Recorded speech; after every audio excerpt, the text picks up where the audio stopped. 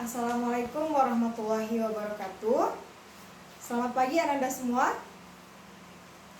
Bagaimana kabarnya hari ini? Apakah sehat?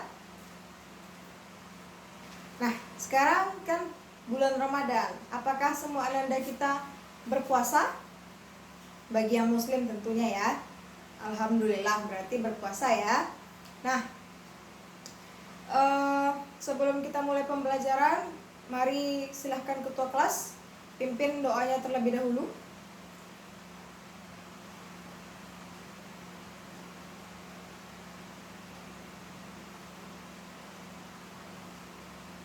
Nah, baiklah. Sekarang Ibu akan mengambil absen terlebih dahulu sebelum kita memulai pembelajaran. Untuk kelas ini, siapa yang tidak hadir hari ini?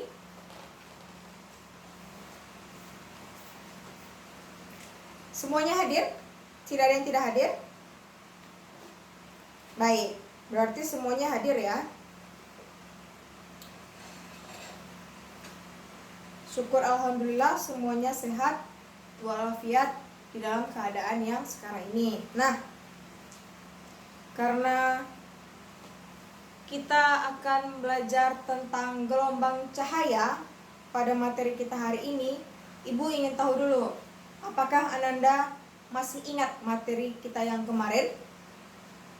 Ya, benar sekali. Kemarin kita belajar tentang materi efek Doppler.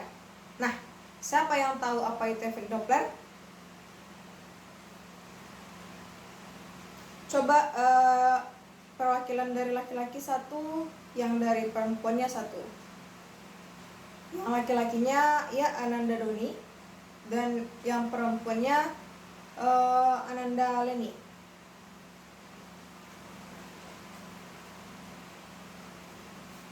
Ya, benar sekali. Efek Doppler itu adalah peristiwa yang berkaitan dengan bunyi, di mana keadaan pendengar relatif satu sama lain, sehingga frekuensi yang didengar berbeda dengan frekuensi dari sumber bunyi. Itu tergantung dengan si sumber bunyi mendekati si pendengar atau menjauhi si pendengar.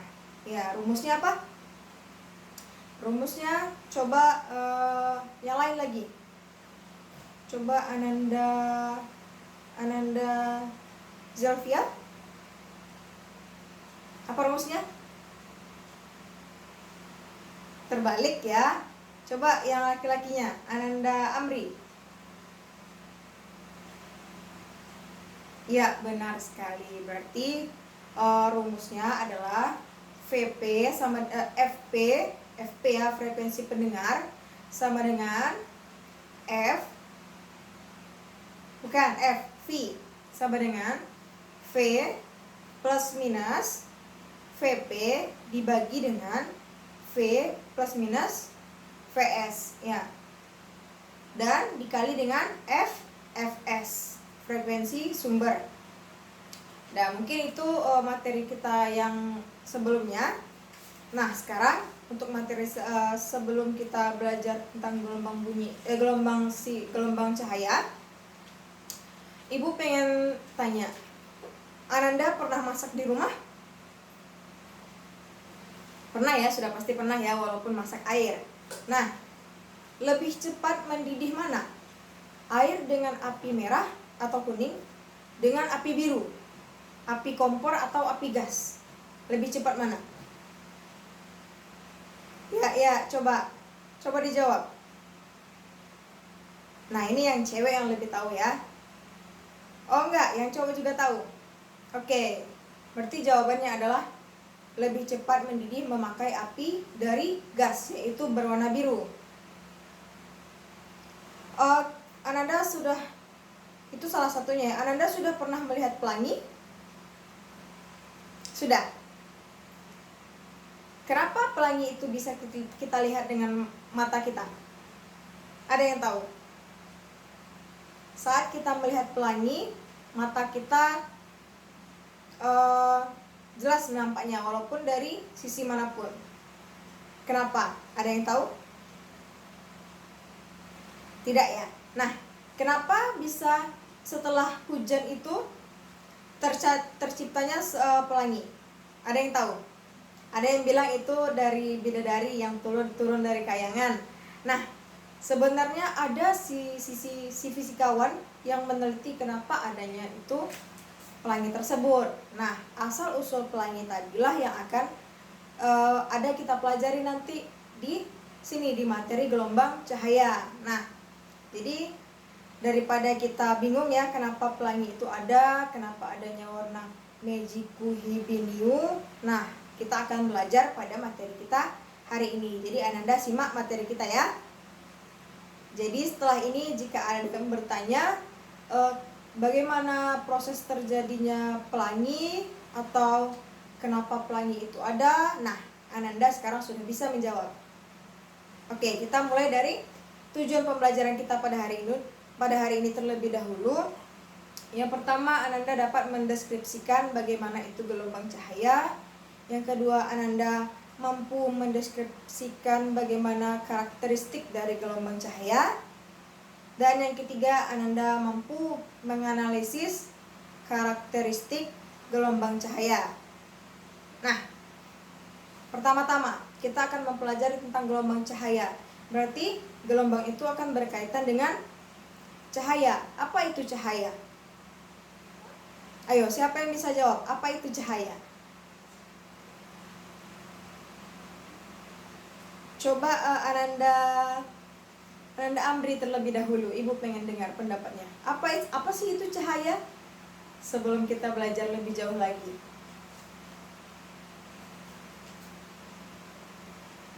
Ya, kurang lebih seperti itu. Coba yang bagian perempuannya, Ananda, siapa yang belum? Ananda Etni. Coba apa itu cahaya? Cahaya itu matahari.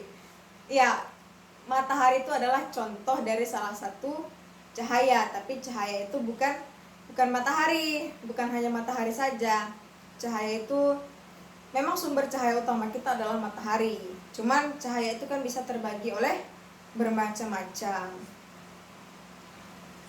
Bukan, bulan itu nggak bercahaya. Ada yang tahu kenapa bulan itu tidak bercahaya? Iya, benar sekali Ananda Doni. Bulan itu sebenarnya tidak bercahaya, hanya saja ia terbagi atau mendapatkan cahaya dari si matahari sehingga bulan itu terlihat seolah-olah bercahaya. Nah, silahkan Ananda kita buka bukunya halaman 179. Di situ ada, coba dibuka. Pada bukunya, cahaya merupakan gelombang elektromagnetik dengan spektrum yang terbatas, di mana pada spektrum tertentu tersebut gelombang elektromagnetik dapat terlihat yang kemudian kita sebut sebagai cahaya. Nah, ada yang mengerti maksud dari buku tersebut? Kenapa dikatakan gelombang elektromagnetik dengan spektrum yang terbatas? Makanya dia baru disebut dengan cahaya. Alasannya, coba berikan alasannya. Coba, ya, Ananda Rizky. Cahaya tampak. Ya, kita akan menjurus ke sana. Kenapa adanya spektrum terbatas di sini disebut dengan cahaya? Di sini maksudnya adalah dalam suatu ilmu fisika di mana cahaya itu sebenarnya terbagi menjadi bermacam-macam. Hanya saja yang kita lihat di sehari-hari kita adalah cahaya yang tampak. Sebagaimana yang dikatakan oleh Ananda Rizky tadi, cahaya tampak tersebut memiliki spektrum di mana spektrum itu punya batasan. Dari batasan A ke B, contohnya seperti itu. Nah, kalau si spektrum itu punya batasan dari 400 nanometer sampai 700 nanometer. Ada yang tahu yang dari 400 ke 700 itu apa saja warnanya? Ada yang baca buku nggak di rumah tadi malam? Iya, berarti benar sekali. Spektrumnya tadi itu adalah berawal mula dari merah, kuning, hijau, biru, nila, ungu. Ya, biasanya kita sebut dengan Meiji Kuhibiniu, dimana spektrum warna itulah yang bisa kita lihat dengan mata tanpa bantuan alat-alat apapun, sehingga pada saat terjadinya pelangi yang kita lihat itu adalah spektrum warnanya tadi. Secara tidak langsung kita sudah menyaksikan kekayaan alam kita, di mana kita dapat menyaksikan warna tersebut, yang mana sebenarnya warna itu terdiri dari satu cahaya saja, tapi bisa terpecah menjadi banyak cahaya. Nah, itu nanti akan kita bahas di karakteristiknya. Berarti sampai sini ada pertanyaan? Cahaya itu apa? Tidak ya? Nah, di dalam ilmu fisika tidak ada batasan secara eksak berapa minimal spektrum cahaya tersebut. Berapa minimal dan berapa maksimalnya secara eksak tidak ada, belum ditemukan. Hanya saja yang diteliti adalah dari 700 sampai 400 tersebut. Itu yang bisa kita lihat dengan mata telanjang kita, dengan secara langsung kita tanpa alat bantu. Nah, dari awal kita Meiji Kuhibiniu itu adalah yang mana? Yang 400 itu merahkah? Atau yang 400 itu yang terakhir ungu? Ada yang tahu? Wah, tahu semua ya. Murid-murid ibu pintar berarti hari ini. Ya, benar sekali. Yang paling panjang adalah si warna merah. Ada yang tahu kaitannya dengan pertanyaan ibu di awal tadi? Ayo, apa? Ada yang tahu? Apa coba? Pertanyaan ibu yang tadi. Ya, memasak dengan api warna merah atau kuning, api kompor, dengan memasak api di gas. Itu perbandingannya merah dengan si biru. Nah, kalau merah tadi kita dapat di awal bahwa yang warna merah memiliki panjang gelombang yang besar, paling besar. Sementara semakin ke Meiji Kuhibi, semakin ke bawah, itu panjang gelombangnya semakin kecil. Dari yang ibu paparkan tadi, coba Ananda ambil maksud dari yang ibu paparkan tadi. Dia semakin ke bawah semakin pendek gelombangnya, tapi tenaganya semakin kecil. Ya, coba Ananda Nadia.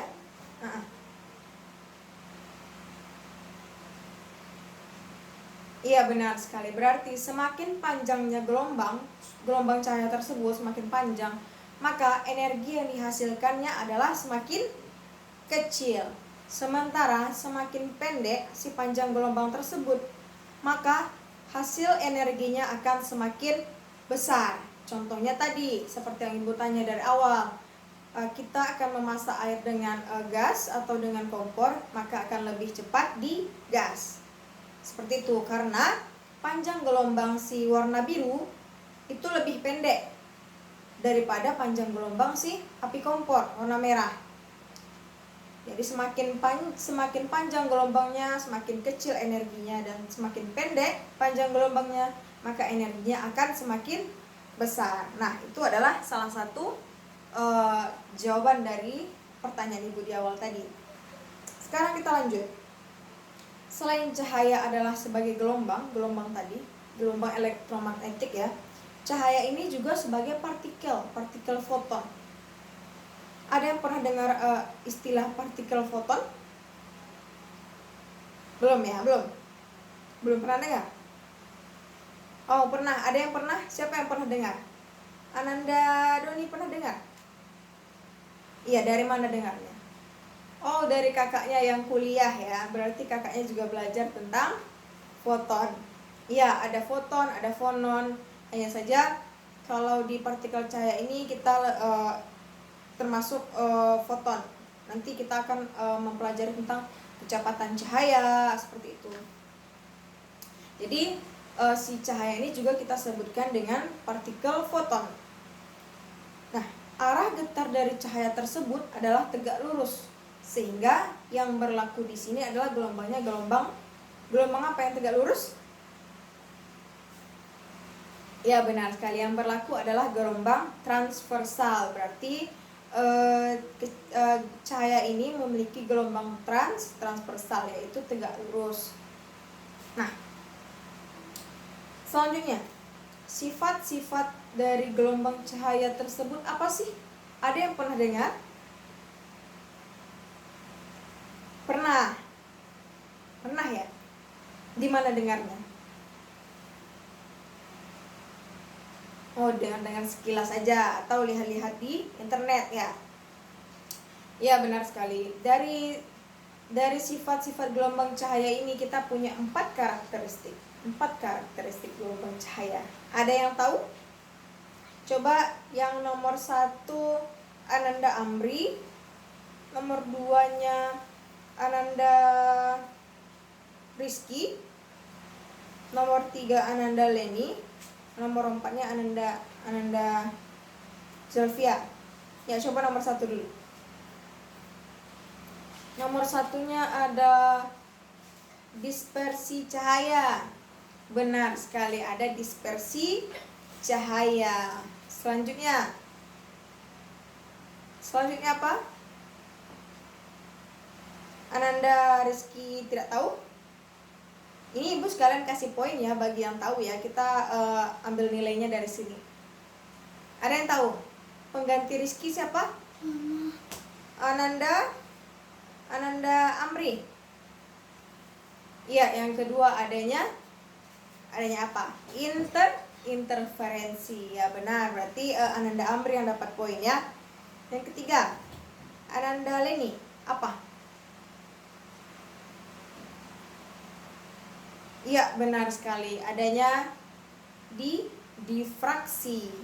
Berarti yang ada dari tadi ada dispersi, ada interferensi, ada difraksi. Nah, yang terakhir polarisasi. Ya, benar sekali. Berarti ada 4 ciri khas atau karakteristik dari gelombang cahaya tersebut. Nah, kita akan memahami pada materi ini adalah 4 hal tersebut. Hanya saja untuk awal pertemuan kita yang pertama ini, kita akan mempelajari tentang secara umumnya saja dulu. Ya, benar sekali, di dalam karakteristik tersebut ada lagi penjabaran materinya. Yang selanjutnya setelah pertemuan ini baru kita perdalam lagi materinya ya. Nah, yang pertama kita ada 4 ya, berarti ada dispersi, ada interferensi, ada difraksi, dan ada polarisasi. Sekarang ibu akan bagi Ananda menjadi 4 buah kelompok. Ya, 4 buah kelompok. Silahkan didiskusikan materi tersebut. Cara pembagian kelompoknya mau Ananda bagi sendiri atau ibu? Ibu saja. Baiklah. Kalau dengan ibu, Ananda bisa silahkan hitung dari ujung kanan. Nanti 1, 2, 3, 4 kembali lagi ke 1. Ya. Coba.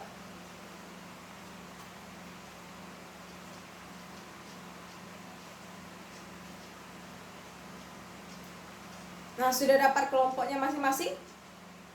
Silahkan angka 1 ke temannya yang 1, angka 2 ke temannya yang 2, begitu seterusnya sampai 4.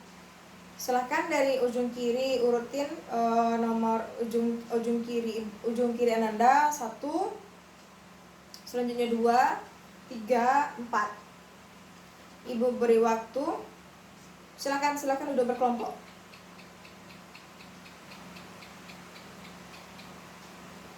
Nah, untuk mendiskusikannya ibu beri waktu 10 menit hanya untuk menyampaikan hasil diskusinya tentang materi yang akan ibu kasih. Nah, yang kelompok 1 tentang dispersi, kelompok 2 tentang interferensi, kelompok 3 tentang difraksi, dan kelompok 4 tentang polarisasi. Nanti kesimpulan, nanti akan ada ibu pilih salah satu secara acak. Siapa yang akan ibu pilih untuk menjelaskan secara umum saja apa hasil diskusinya tadi untuk dipresentasikan. Ibu akan pilih itu secara acak agar Ananda konsentrasi semuanya dalam berdiskusi.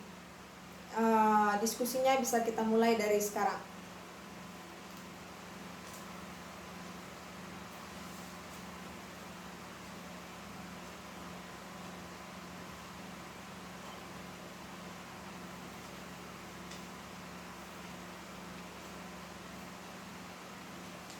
Nah, waktu diskusi kita sudah habis. Silahkan ibu pengen dari kelompok mana dulu ya, urutan saja ya biar paham. Dari kelompok 1 dulu, yang tampil adalah Ananda Etni. Ya, silahkan maju ke depan, tampilkan, berikan temannya penjelasan tentang dispersi. Ya, silahkan.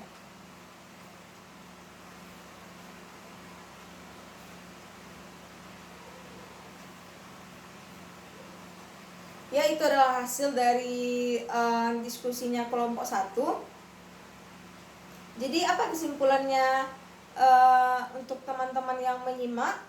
Ibu pengen tahu, jadi apa kesimpulannya kelompok 4 yang menjawab Ananda Amri? Apa kesimpulannya dari hasil yang didiskusikan oleh kelompok 1 dan ditampilkan oleh Etni? Berarti kurang menyimak tadi ya.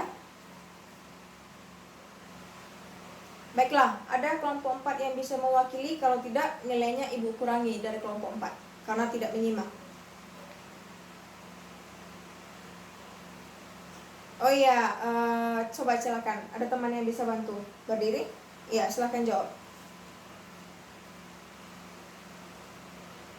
Nah, iya benar sekali. Berarti dispersi cahaya yaitu adalah pembiasan cahaya putih atau polikromatik cahaya putih, pembiasan cahaya putih atau polikromatik menjadi cahaya menjadi bagian-bagian cahaya atau monokromatik. Jadinya di sini dari polikromatik ia diubah menjadi monokromatik tadi. Poli, ada yang tahu poli itu apa? Ya, poli itu ada banyak. Benar sekali, berarti cahaya putih itu sebenarnya adalah cahaya yang mengandung banyak-banyak komponen, sehingga dengan adanya dispersi cahaya itu diubah menjadi cahaya mono, cahaya satu persatu, jadi dipecah menjadi beberapa bagian. Biasanya kalau di dalam percobaan dispersi ini kita menggunakan prisma. Ada yang tahu prisma? Ya, dari kaca tersebut. Dari prisma itu biasanya kita tembakkan cahaya putih, biasanya akan menghasilkan bermacam-macam cahaya tadi, yang dimana cahaya yang dapat kita lihat adalah cahaya Mejiku Hibiniu. Nah, ibu rasa dari penjelasan ibu barusan Ananda sudah bisa jawab pertanyaan ibu yang di depan tadi, yang pertama tadi. Kenapa bisa terjadinya pelangi? Itu termasuk ya, termasuk dispersi. Jadi salah satu contoh di dispersi tersebut adalah pelangi yang kita lihat sehari-hari, yang katanya ada bidadari turun dari kayangan. Nah, itu sebenarnya kalau secara fisikanya itu adalah gelombang cahaya yang mengalami dispersi tadi. Iya, seperti itu. Coba, bagaimana? Ada yang bisa menjelaskan? Coba Ananda Eza, menurut Ananda saja. Nanti kalau ada salah-salah sedikit akan ibu bantu. Iya, silahkan.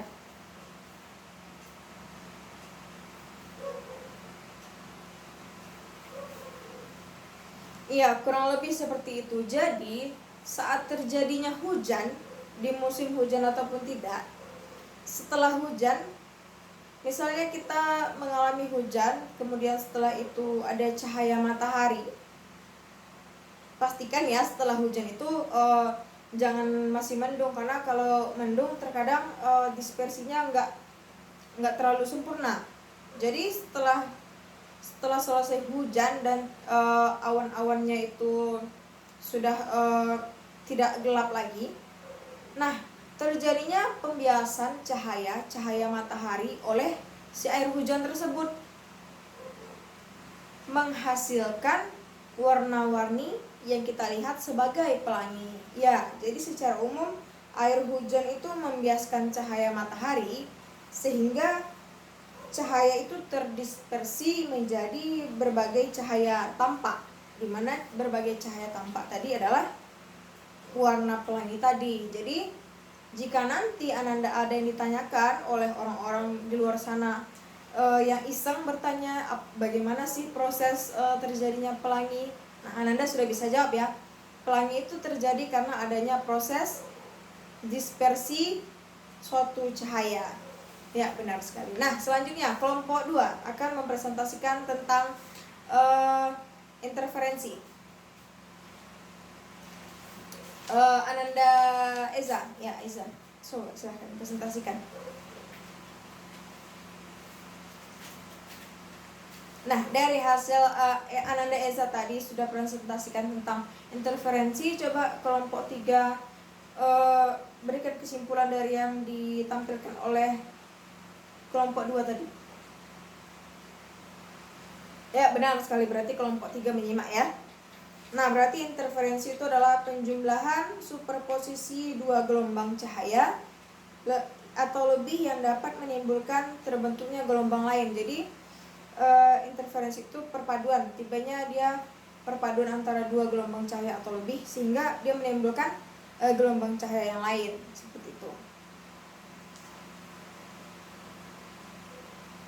Ya, jadi selanjutnya kelompok 3 silakan presentasikan tentang difraksi cahaya yang akan ditampilkan oleh Ananda Zelvia. Silakan yang lain menyimak. Baiklah, dari setelah hasil presentasi si Ananda Zelvia tadi, silakan kelompok 2 berikan kesimpulan tentang apa yang dijelaskan oleh kelompok 3 tadi. Iya, benar sekali. Sejauh ini masih menyimak semuanya ya. Berarti kita akan berarti si difraksi cahaya tersebut adalah pelenturan cahaya saat cahaya melalui celah, sehingga cahaya akan terpecah-pecah menjadi berbagai komponen ya, atau bagian-bagian yang memiliki sifat yang baru. Jadi dia setelah terpecah dia memiliki sifat yang baru. Nah, selanjutnya kelompok 4 akan mempresentasikan tentang polarisasi cahaya. Ya, silahkan Ananda Rizky. Nah, dari hasil presentasi Ananda Rizky, silakan kelompok 1 simpulkan apa yang dipaparkan tadi. Ya, benar sekali, berarti polarisasi itu adalah berkurangnya intensitas cahaya yang diakibatkan oleh berkurangnya komponen dari gelombang cahaya tersebut. Jadi setelah dia berkurang komponennya, maka itu bisa disebabkan oleh pemantulan cahaya atau pembiasan cahaya atau absorpsi cahaya. Itu bisa terjadi polarisasi karena hal tersebut ya. Nah, sampai sejauh ini silahkan Ananda tanyakan apa yang tidak Ananda tahu atau ada yang masih ragu. Ya, silakan coba. Tidak ada, semuanya paham? Karena materi yang akan kita bahas hanya sampai di sini dulu. Materi selanjutnya untuk hitung-hitungan akan kita pelajari di pertemuan selanjutnya. Sebelum Ibu tutup materi kita hari ini, Ibu akan memberikan tugas dulu. Silahkan Ananda baca dari materi selanjutnya, itu tentang 4 tadi. ada sifat karakteristiknya, kita pelajari tentang yang lebih dalamnya, rumusnya, contoh soalnya. Minggu depan kita akan membahas tentang itu. Tapi sebelum belajar, Ibu akan adakan kuis kecil saja untuk mengetes apakah Ananda belajar atau tidak. Ya, berarti tugasnya adalah Ananda membaca di rumah materi kita selanjutnya. Iya, tugasnya nggak sulit-sulit. Nah, sebelum Ibu tutup pembelajaran kita pada hari ini, Ibu ingin Ananda laki-laki 1 menyimpulkan materi kita hari ini dan perempuan 1. Coba yang perempuan dulu. Silahkan simpulkan materi kita pada hari ini. Ya, benar sekali. Yang laki-laki? Sama ya jawabannya. Berarti intinya kesimpulan kita, pembelajaran kita pada hari ini adalah cahaya tersebut dapat kita lihat dengan mata kepala kita sendiri, disebut dengan cahaya tampak, di mana dia terdapat pembatasan-pembatasan suatu spektrum yang dapat kita lihat dengan mata kita sendiri, di mana spektrum tersebut dari 400 sampai 700 nanometer. Dan selanjutnya karakteristik dari cahaya tersebut ada 4, ada dispersi, ada interferensi, ada difraksi, dan ada polarisasi. Nah, sampai di sini itulah kesimpulannya. Untuk menutup pembelajaran kita pada hari ini, silahkan ketua kelas pimpin doa sebelum kita pulang.